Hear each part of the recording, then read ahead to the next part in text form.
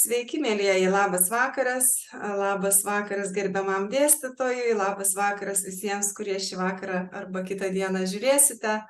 Šiandieną aš sveikinuosi su mūsų gerbiamu ir maloniu homeopatijos dalyko dėstytoju, docentu, daktaru Almantu Bagdonavičiumi. Sveiki, labas vakaras. Labas vakaras. Gerbiamas Almantai, labai smagu vėl jūs matyti po vasaros, po ilgo nesimatymo. Kaip jūsų vasara praėjo? Ką nuveikėt? Man taip pat smagu jūs matyti, smagu vėl grįžti į tokius darbus. Man gal jie ne tiek darbai, kiek vienas iš hobių. O vasara tai praėjo tikrai aktyviai. Buvo kelios kelionės, viena kelionė baigiam lankyti ir šiek tiek tyrinėti kryžiuočių pilis, kryžiuočių ir vyskupų pilis vakarų Prūsijoje. Tai ten tų pilių apžiūrėta daugiau kaip 20. Jau tuo ir užbaigtas taškas padėtas. Paskutinė kelionė, gal ten 7-8 buvo pilys, jau ir va šitas regionas baigta apžiūrės. Prieš tai buvo tame pačiame regione, žiūrėjome prūsų paminklus, tai yra piliakalniai, alkakalniai ir visa kita. O dabar kryžiuočių palikimas visas. Tai va, Aistmarės ir viskas, kas iki Vyslos. Kaip smagu. Va, kita kelionė buvo skirta, Prancūzijai. Tai vėl ten sugrįžom į senesnius laikus, į romaninius laikus, romaniką ir gal kažkas nėra girdėję, nes kai kalba apie renesansą, tai visi galvoja renesansą, šitą mūsų renesansą, Italijos renesansą, ar ne, 16 amžius, to 15 antros pusės. Buvo dar vienas renesansas, karolingų renesansas. Karolio didžiojo renesansas truko maždaug netoli 100 metų, kai tuo metu buvo labai daug dėta į mokslų, menų vystymą. Ir ten buvo žiūrėti objektai, kurie yra iki romaninės architektūros. Tai yra 8-9 amžius, tas laikotarpis. Kaip įdomu, o sakykite, tai kelionės ir istorijos tyrinėjimai yra vienas iš jūsų hobių, ar ne? Taip, vienas iš tų hobių yra netoli 20. O kaip tai siejasi su jūsų dėstomu dalyku, su jūsų profesinė veikla su homeopatija? Ar tai siejasi, ar nelabai? Kažkiek taip. Aš sakyčiau, kad visi hobiai kažkiek siejasi. Nes jeigu žmogus, aš įsivaizduoju, kad kuo turi platesnį akiratį, tuo jam lengviau yra bendrauti nes ateina labai įvairūs žmonės. Aš laikau taip, kad kas yra žmogus inteligentas? Tai yra tai, kas yra už jo specialybės ribų. Ir jeigu už jo specialybės ribų nedaug, tai to nedaug. Jeigu daug, tai daug. Tai visada didžiulė laimė, garbė ir džiaugsmas bendrauti su tais, kurie už specialybės turi daug. Daug. Jo, su tais yra, aš vis stengiuosi bendrauti su tokiais, tai yra, sakiau, kad yra garbė, džiaugsmas, patyrimas, yra fantastika. Mums taipogi labai smagu iš tikrųjų bendrauti su tokiais dėstytojais, kurie turi tiek daug hobių ir tokį platų akiratį. Paskutinė kelionė buvo rugpjūtį, tai ji buvo susieta visiškai su vienu hobiu, tai yra Argentinos tango. Geras. Argentinos tango festivalis ir buvo šokama po pusę paros, keletą dienų. Tai, aišku, fiziškai tai nėra lengva, o viduje tai faina. Džiaugsmas. Jo, tai faina. Tai tokia vasara buvo, rugpjūtis buvo akcentas tango. Kaip smagu. Tai dabar kipsim jau į mokslus, ar ne? Gerbiamas Almantai, sakykite, o jūs esate pagal išsilavinimą gydytojas, taip? Gal papasakokite apie save, apie savo išsilavinimą, kaip jūs nuėjote į homeopatiją arba ir dar kitas natūraliosios medicinos sritis? Taip, tai aš, pirminis mano išsilavinimas tai yra veido žandikaulių chirurgija. Na ir ten aš nebuvau labai ilgai, kadangi beoperuodamas per kraują užsikrėčiau hepatitu B, kadangi tai buvo antras hepatitas mano gyvenime, nes, reiškia, hepatitas A buvo persirgtas dar paauglystėje ir labai lengvai, bet jau kai antras, reiškia, hepatitas, o hepatitas B ir taip sunkesnis daug negu hepatitas A. Tai va tada smogė man ganėtinai stipriai, aš iš tikrųjų vos nenumiriau tada ir aš atsigaudinėjau labai ilgai ir praktiškai su įprastinė medicina man sunkiai sekėsi tą daryti. Va tai ir buvo stimulas imtis žiūrinėti aplinkui, kas dar yra, ką dar galima taikyti, ką dar galima išmokti paskui. Na ir paskui prasidėjo studijos homeopatija, ajurveda.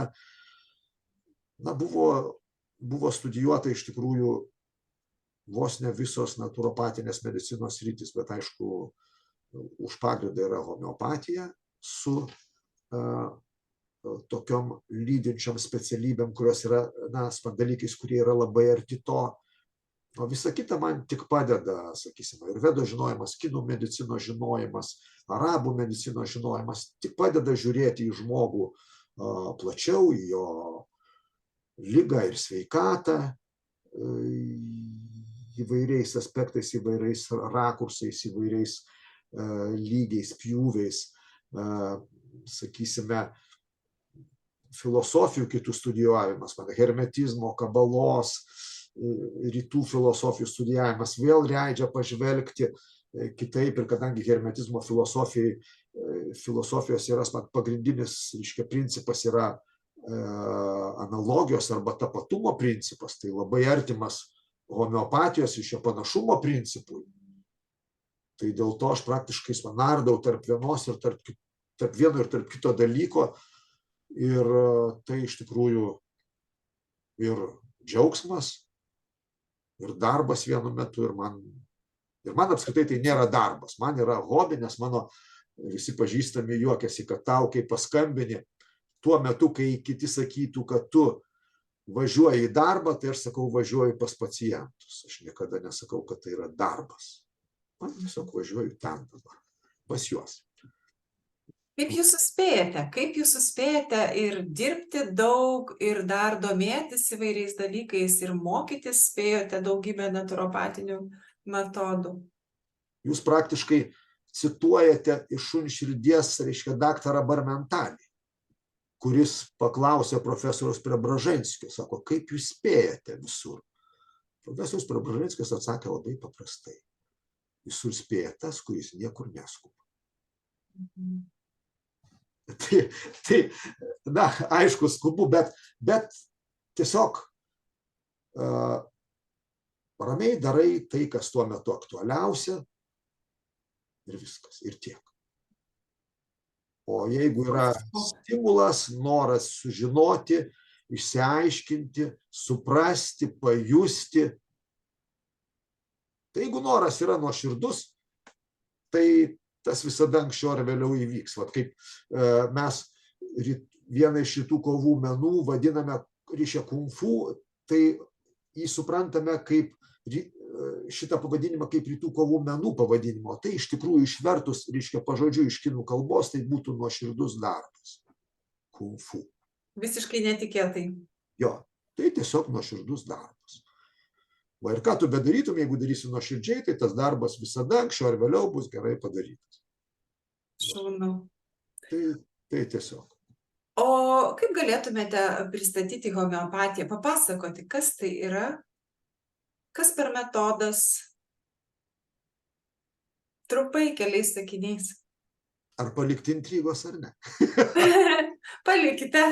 Palikite. Nors aš labai nekantri esu, man viską reikia išsiaiškinti, bet iš kitos pusės, ką tik pasakėte išminti, kad nereikia niekur skubėti, Aš tiesiog Paimsi galvą. grįžčiau vieną labai mėgiamą personažą, profesorių Preobrazhenskį. Tai nes šun širdį žinau praktiškai atmintinai visą knygą. O kadangi filmas, ten irgi taip, kad ten, kur Bulgakovas dėjo kablelį, tai filme aktorius sustoja atsikvėpti. Ir kalba toliau tiksliai pagal knygą. Va gal dėl to tas filmas toks taip gerai pastatytas. Nors aš nustebau labai, kai sužinojau, kad tas dabartinis režisierius yra proputiniškas. Va čia man buvo, mane apstulbino. Čia tai jau jo negerai. Vienas psichologas, kuris Lietuvoje gyvenantis, rusų tautybės, tai yra žmogus iš didžiosios raidės, ir aš sakau, žinai, Evgenijau, tu toks didelis antiputinistas, kad sunku surasti lietuvį tokį antiputinistą. Reikia labai gerai paieškoti, nes jis labai, jo toks, labai griežtas, be jokių išlygų, toks, tai jis man tą pasakė. Supratau. Apie homeopatiją kalbant, gal dėl to Gileta ir vis lenda ir knisasi į tą etnomediciną. Etnomedicinoje yra šiek tiek homeopatijos. Mūsų etnomedicina, nuo to pradėsiu dabar, tokia keista ganėtinai, nes praktiškai visos rytų medicinos, jos naudoja pagrindę vieną iš žinomų vaisto parinkimo būdų ir su liga tvarkymosi būdų, tai yra gydymus priešingų. Ir labai mažai ten kitų principų, kurie dar irgi yra. O mūsų etnomedicinoje yra ir gydymas priešingų, ir gydymas tapačiu, kas sakiau, hermetizme yra analogija arba tapatumu, ir panašiu. Tai ten homeopatijos irgi yra. Ta prasme, kad tas naudojamas principas, tapatumo principas. Tai reikštų, jeigu labai populiariai kalbant, bet ne taip populiariai, kaip daug kas nuleidžia tą kartelę visai ant žemės. Truputį aukščiau vos, tai reikštų, kad mes stengiamės parinkti vaistą, kuris sveikame organizme galėtų sukelti ligą, kuo panašesnė į tą, kurią natūraliai serga mūsų pacientas, žmogus šiuo atveju. Tai čia taip kaip skiepas. Skiepas būtų tapatumo principas arba analogijos. Taip, tai jie yra giminaičiai. Ir čia dėl to ta riba tokia yra išplaukus. Ir kai žinai vieną, labai lengva paaiškinti ir kitus dalykus. Ir tai, kas būna kai kam atradimai, nežinant tų principų, tai žinant tuos principus viskas labai dėsninga, paprastai ir aišku. Ir man prognozuojama į priekį labai lengvai. O kai nežinai, tai viskas atrodo stebuklas arba atsitiktinumas, kažkas tokio netikėto. O čia viskas labai dėsninga ir paprasta. Šiaip jau kaip gydymo sistema, tai homeopatijos, reiškia, pradininkas šitos sistemos, tai yra Kristianas Samuelis Hanemanas, vokiečių medikas, mokslininkas, eruditas, tikrai žinojęs labai daug kalbų. Tai yra tikrai neeilinė to meto asmenybė, 18 amžiaus antra pusė, 19 pirma pusė, tada gyveno. Ir jisai būtent ir suformulavo pagrindinius principus, pats pradėjo tyrinėti, eksperimentuoti. Homeopatija skirtingai negu galvoja daug kas, ypač tie, kurie nežino jos. Ir kalba, kad čia vos ne šamanizmas, kažkas tokio mistinio. Homeopatija būtent gimė iš eksperimento. Iš daugybės sisteminių eksperimentų. Kiekvienas vaistas, kuris įvestas į homeopatiją, ar tai yra, reiškia, pradėtas taikyti, tiksliau sakant, jeigu taip lietuviškai, jis, reiškia, praeina eksperimentą. Išbandomas. Jo, sveiki savanoriai išbando tą dar X, reiškia, medžiagą, kuri po išbandymo, po smulkaus jos aprašymo tampa vaistu ir tada patenka į materiją mediką.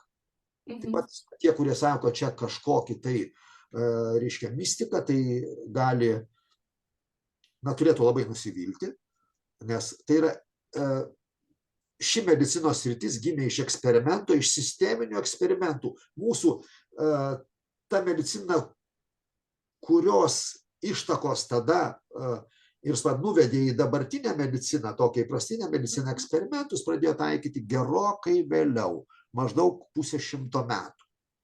Va. O homeopatija gimė iš eksperimento ir eksperimentas lydi. Kiekvienas vaistas yra išbandomas sveikame organizme. Tai mes sužinosime, ar ne, sistemą, kaip ten ką taikyti, kaip pažinti. Taip, be abejonės, apie tai daug kalbėsim ir turbūt svarbiausia, kad suprasti, kas ir kaip, net ne tiek, kad techniškai išmokti tą vaistą pritaikyti ar tą, o suprasti, dėl ko, visų pirma, suprasti, kas tai yra liga. Homeopatijos aiškinimą visą laiką aš pradedu nuo išsiaiškinimo su kursantais arba kitur studentais, kas yra liga. Va. Tik tai supratimas, normalus ligos supratimas leidžia mums suprasti normaliai, kas tai yra homeopatija. Nes liga tai yra nukrypimas nuo normos. Kažkoks disbalansas, ar ne? O homeopatams tai yra gynybinių reakcijų visuma. Va. Ir iš to ir išplaukia viskas po to. Mes neslopiname simptomų, kaip kad vyksta labai dažnai įprastinėje medicinoje. Ieškome priežasties, ar ne? Taip, mes visą laiką stengiamės surasti vaistą arba vaistus, kuris sukeltų dirbtinę gynybinę reakciją arba dirbtinę ligą, galima būtų pasakyti, ar ne? Nes tai yra, sakėm, kad gynybinė reakcija yra, ar ne? Tai mes vaistu sukeliam dirbtinę gynybinę reakciją arba dirbtinę ligą, kuri ir jausmą, kuo geriau ta liga sutampa su natūralia, tuo geresni gydymo rezultatai. Jokių būdų neslopinam. Simptomų slopinimas tiesiausias kelias į chronizaciją, į lėtines ligas, nuo ko kenčia mūsų šių laikų visuomenė. Surasti žmonės, net ir labai jaunus, net ir vaikus, kurie neturėtų lėtinių ligų. Ar tai reiškia, gerbiamas dėstytojau, ar tai reiškia, kad mes tarsi pažadiname vidinius organizmo resursus, kad jie patys įsijungtų ir organizmas pradėtų sveikti? Bendrais bruožais jūs visiškai teisi, 100%, aš negalėčiau oponuoti. Galėčiau tik paskui išvystyti tai, o jokio oponavimo absoliučiai. Tik pratęsti jūsų šitą mintį galėčiau. Va, tai tą ir darysim mūsų susitikimuose, tie, kurie ateis ir nuspręs klausytis, tai jie tai aiškinsis. Mes aiškinsimės tikrai niekur neskubėdami, nieks mūsų neveja, mes labai ramiai viską darysim. Jūsų klausimai ir jūsų reakcijos man kelrodė žvaigždė į tai, ko jums labiausiai reikia. Kalbu apie kursantus. Taip. Va, dėl to visada man yra geriausia, kai daug klausinėjama. Aš visada sakau, kad galite klausinėti, nebūtinai iš šios dienos tema, jeigu tik klausimas atėjo kažkokia mintis, o mes sakom, kad gimė mintis. Tai yra du pradai susijungia ir gimė mintis. Mes net nepagalvojam, kad mūsų mintis irgi gimsta, nors mes sakom, gimė mintis, bet įsisąmoninti to pats man nelabai. Tai va, tai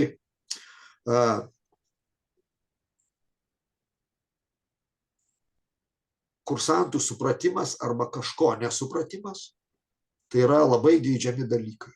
Ir to nereikia gėdytis, nes kai manęs kažko klausia, aš irgi sakau, jūs žinot, aš nežinau šito, galbūt aš išsiaiškinsiu ir pasakysiu, gal taip ir liks neatsakyta. Nes nežinoti nieko blogo. Mhm.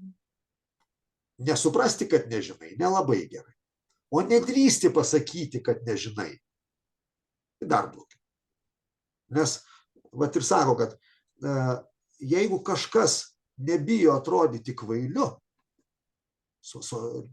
pasirodyti ar atrodyti kitiems kvailiu, šitas iš tikrųjų labai protingas.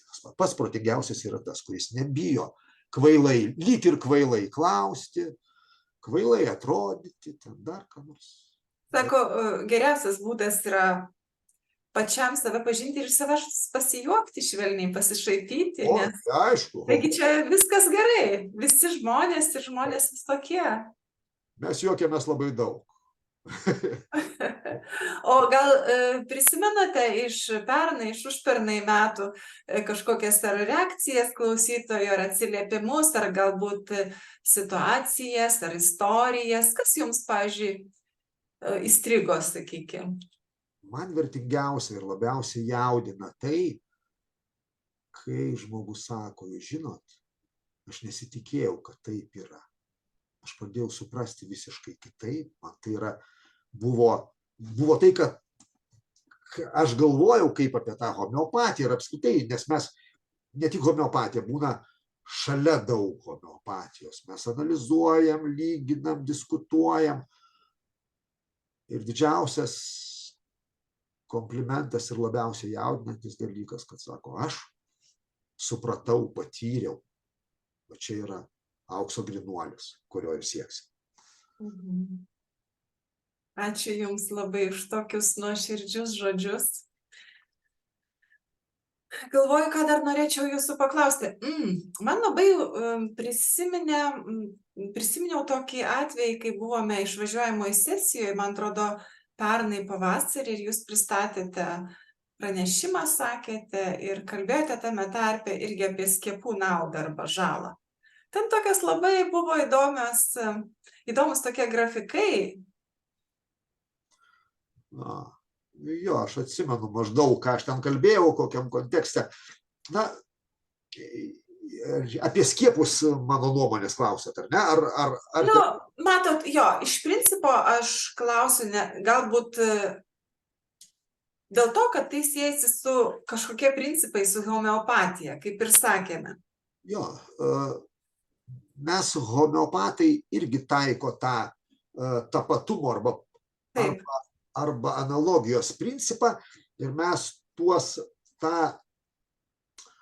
grupę vaistų vadiname nozodais arba organo preparatais. Nozodai tai yra pagaminta vaistai, pagaminti taikant homeopatinius principus iš sukėlėjų arba iš ligos produkcijos, pakenktų audinių, intoksikuotų skysčių, atsakysim, sergant tam tikrą ligą. Tai būtų nozodai. Kas iš tikrųjų ganėtinai, panašu gimininga į skiepus, tik tai su skiepais. Tik tai, kad čia yra mikrodozės, ta prasme, taikymo principas kitas.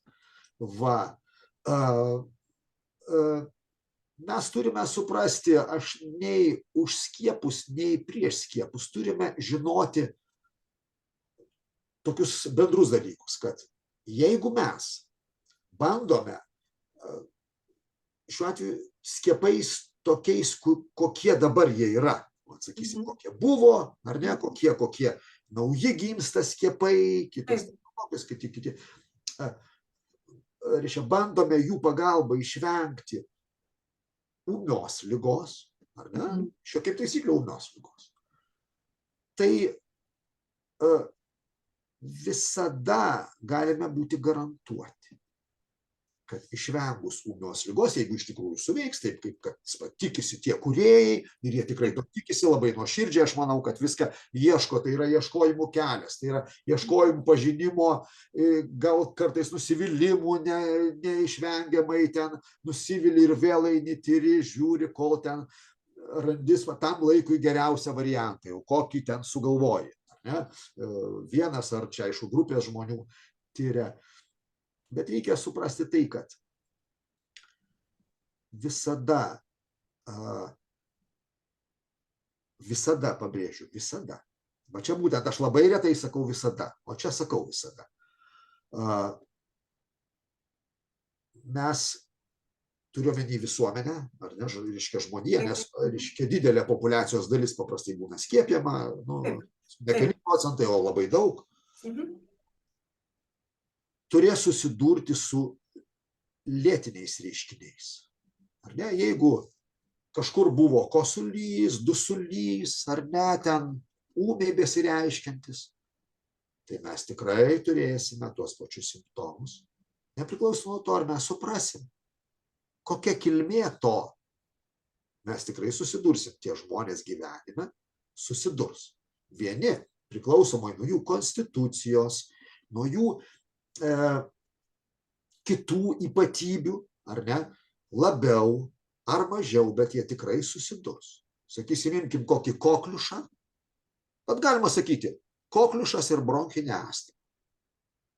Gali, taip, gal kažkas sakys, kad labai suprimityvinta, taip. Aš sutiksiu, kad suprimityvinta, taip. Bet bronchinė astma tai yra, gali sakyti, lėtinis kokliušas. Mažiau lėtinių kokliušų, daugiau.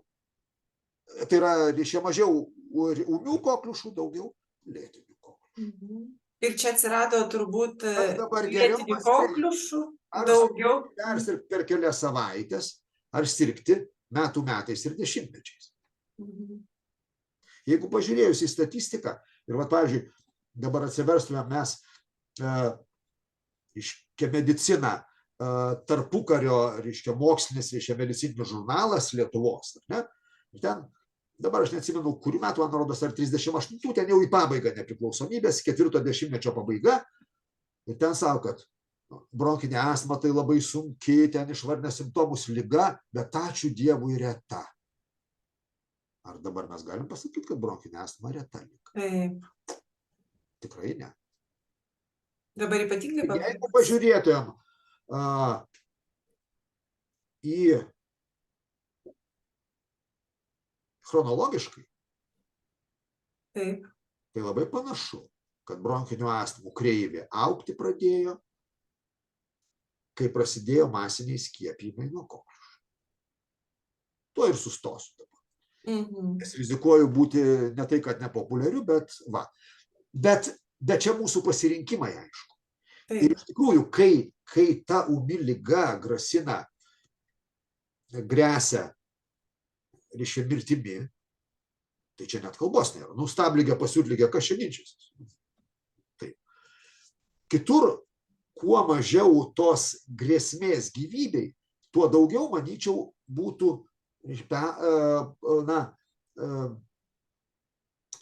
plotmės diskusijoms.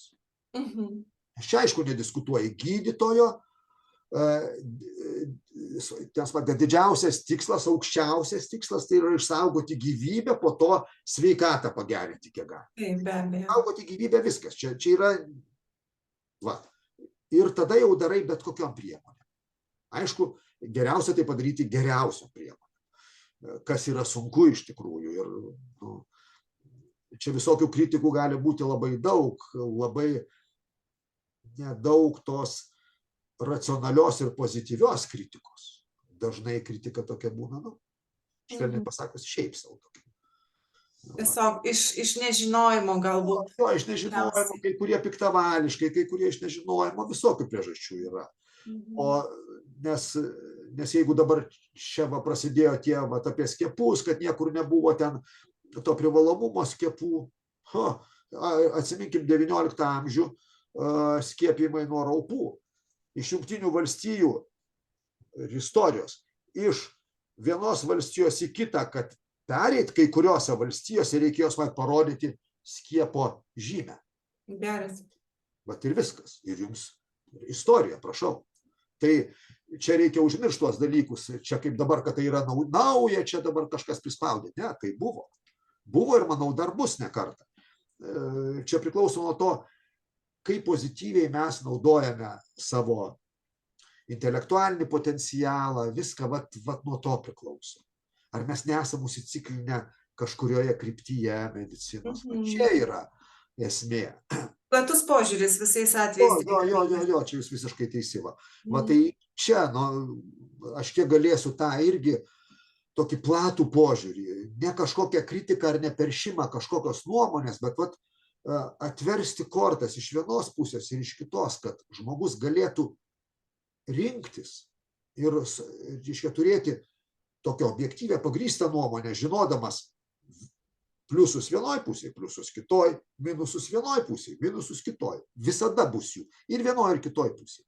Ir vat, pats jau turi prisimti atsakomybę ir spręsti. Vat, žino, tik kortas reikia atversti visas, o ne dalį. O čia kita kalba. Tai va. Tai, gerbiamas dėstytoja, mums bus tikrai labai vertinga klausytis jūsų paskaitų ir aš visada pabrėžiu, kad ne tik paskaitų, bet ir išminties. Ir gauti dar ir apie etnomediciną. Beje, kai jūs kalbate apie etnomediciną, tai jūs turite galvoj vietinę, tai čia baltų, kurio čia regiono? Ar plačiau kažkaip? Čia lietuvių. Lietuvių. Čia lietuvių, tai iš tikrųjų mano tyrinėjimai, ne vienų metų tyrinėjimai ir čia aš esu skolininkas prieš save, nes tai kiek ten yra ir surinkta praktiškai viskas, kas įmanoma buvo. Mano tas archyvas mūsų etnomedicinos tai surinktas iš visų, reiškia, rankraštynų, ten smag bibliotekų, tautosakos rankraštyno dar visur yra namie ir tikrai mano didžiuliai gėdai. Turiu pripažinti, kad tai dar nepublikuota. Tai bus dar, manau, ateis laikas, jo bus. Daug kas mane knitina, bado čia ir jie yra teisūs visiškai, aš taip sutinku su šitą kritiką visiškai 100%. Kad tiesiog didžiausias deficitas laikas visgi. Taip. Ir jo niekas negražins, mes visą kitą galim pasiskolinti ir gražinti, o šito ne. Gerbiamas Almantai, tai labai jums ačiū už pokalbį. Gal dar norėtumėt kažką pridurti, pakviesdamas mūsų klausytojus prisijungti homeopatijos kursą? Aš kažkada sakiau, kad tai, ką aš čia išdėšiau dabar taip spontaniškai, nes jokiem pokalbiam tokiam nesiruošiu, aš kalbu, kas yra širdyje ir galvoje. Tai visi, kurie nori tuos dalykus sužinoti, apie ką čia kalbėjom, tai tikrai prašom ateiti, kurie nenori arba abejoja, aplenkite didžiulių lankstų homeopatiją ir eikit savo toliau ir suraskit savo tinkamą natūraliosios medicinos sritį, nes jų yra visų ir jos daug ir jos yra visos savitos, vertingos, įdomios, duoda gerus rezultatus. Tai tada eikite kitur. O kurie arba kurios to panorės, aš tikrai laukiu tokių kolegų, su kuriais galėčiau diskutuoti, dalintis, kartu tobulėti, kartu evoliucionuoti, nes kaip ten du išminčiai, rytų išminčiai turiu omeny, kalbasi ir vienas labai nusivylė savo mokiniais, žiauriai nusivylęs mokiniais, sako, tu žinai, aš jam aiškinu vieną kartą, jie nieko nesupranta, aiškinu antrą kartą, vėl nesupranta, trečią kartą nesupranta, ketvirtą kartą paaiškinau, pats supratau, o jas dar nieko nesupranta. Tai savo supratimą, reiškia, kartu kelkime, nes iš tikrųjų niekada taip nebūna, kad būtų tik davimas į vienus vartus. Tada būna ir gavimas. Tai ir kviečiu į tuos mainus. Labai ačiū, aš dar tada antrinsiu, kad kviečiu ne tik į homeopatijos paskaitas, bet kviečiu semtis didelės išminties, daug žinių, kviečiu dalintis visus Ir kaip tik prieš jums papasakojant šitą juokingą istoriją, norėjau pasakyti visiems, kad dėstytojas yra labai linksmas ir mėgsta anekdotus ir visokias linksmas istorijas. Tai ačiū Jums už pokalbį, ačiū visiems, kurie klausėte, registruokitės į homeopatijos paskaitas ir jau susitiksime netrukus. Beje, gerbiamas Almantas pažadėjo, kad ir labai skubėdamas spalio 7 vis tik tai bus mūsų susitikime Mažvydo bibliotekoje. Tikiuosi, kad tikrai pavyks, labai stengtis, manau, kad tikrai pavyks. Gerai, dėkoju Jums visiems, viso geriausio, sėkmės, gražaus vakaro. Ačiū Jums, ačiū visiems, kurie klausė arba klausys ir iki.